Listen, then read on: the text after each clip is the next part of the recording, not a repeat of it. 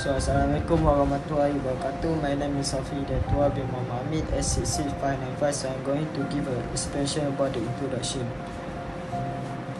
The maritime industry plays a vital role in global trade, with merchant seafarers forming the backbone of this essential sector.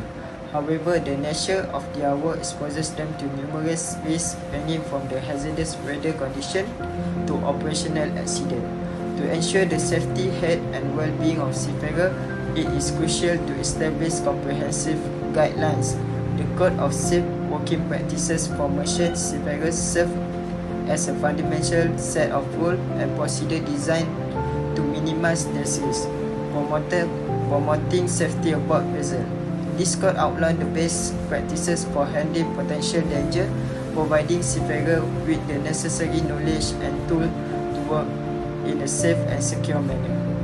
By adhering to these practices, the likelihood of accident and injuries can be significantly reduced, ensuring a safer working environment for all involved.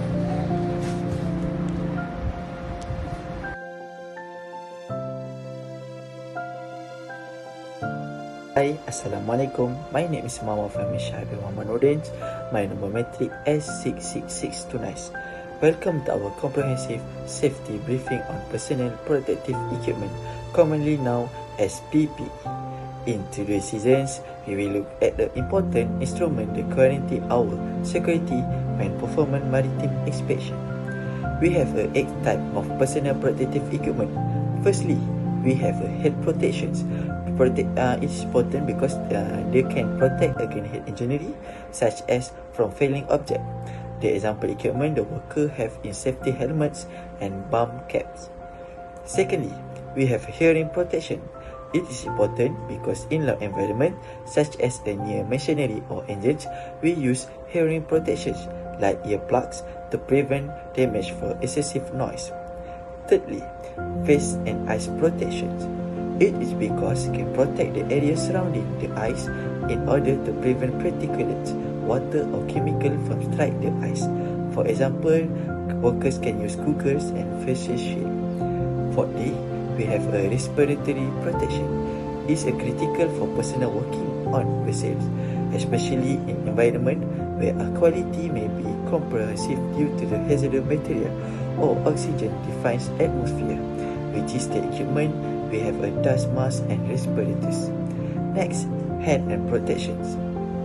Is to require in a variety of work environment to avoid harm from collision on chemical. For example, glove, safety boot and shoes. Furthermore, body protection is critical component of our personal protective equipment (PPE), designed to safeguard worker from various hazards in the workplace. This include protect against chemical spill, extreme temperature. We have a safety chute and safety belts. Next, protection against drowning in a significant risk, particularly for children or individuals engaged in water activity. Preventive measures can greatly reduce the likelihood of drowning accident. For example, life jacket and life buoys. Lastly, we have a protection against hypothermia. A generally low body temperature is the outcome of hypothermia, which happens when the body loses energy more quickly than it can engage in it. For example, which equipment which is a emission chute and anti-exposure chute. That's all for me. Thank you. My name is Purita Radhisekaran, S6691. Task I'm going to present about task 2. Explain the procedure for entering a confined space on a board ship. This should be include explanation of the meaning of a confined space and the necessary equipment to ensure the space is safe for entry. Provide illustration to support your statements. A confined space on a board of ship is defined as an enclosed or partially enclosed area that is not designed for continuous human occupancy. These spaces often have limited openings for entry and exit, no ventilation, and may pose significant risk due to hot, hazardous atmosphere or physical restriction. Example of confined space on a ship includes splash tanks, cargo holds, double bottoms, void spaces, and fuel tanks. The inherent dangers in such spaces necessitate strict adherence to safety procedure before entry. Steps. There are few steps for safe confined space entry. such as risk assessment and permit to work with the WIS, isolation of space, ventilation, atmospheric testing, oxygen concentration, such as flammable gases, toxic gases, and also there are personal protective equipment (PPE) such as helmet, safety helmet, harness with a lifeline, protective gloves and footwear, fire resistant or chemically protective clothing. There are also emergency equipment which is readily available, including a tripod with a winch or a rescue operation. There are also essential equipment for confined space entry. To ensure safety during confined space entry, the following equipment features: multi-gas detector for measuring oxygen levels, flammable gas and toxic substances, and there are also ventilation equipment for mechanical fans or blowers to provide fresh air.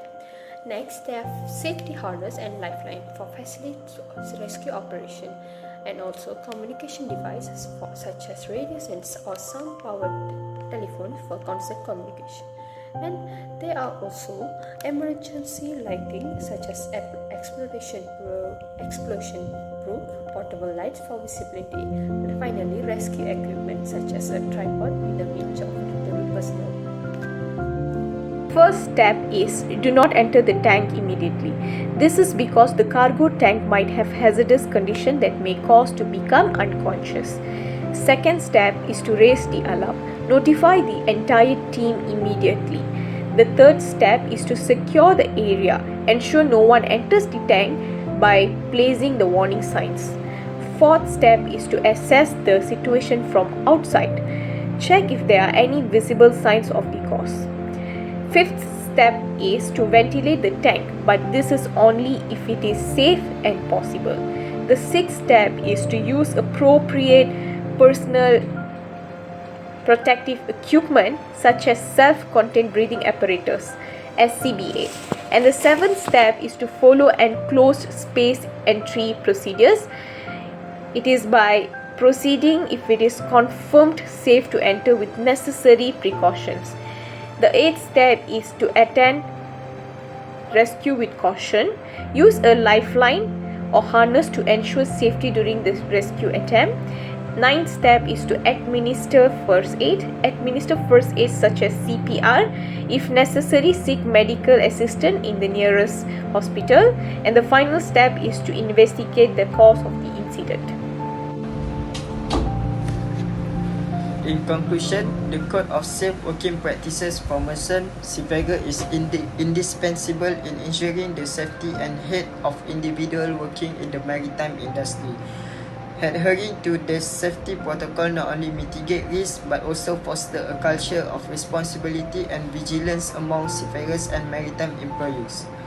While maritime work will always involve certain inherent risks, the systematic implementation of these safe working practices can go a long way in safeguarding the well-being of those who dedicate their life to keeping the work trade routes open. By continuously updating, following this guideline, the maritime industry can continue to evolve toward greater safety standards, ultimately leading to a safer and more efficient maritime workforce.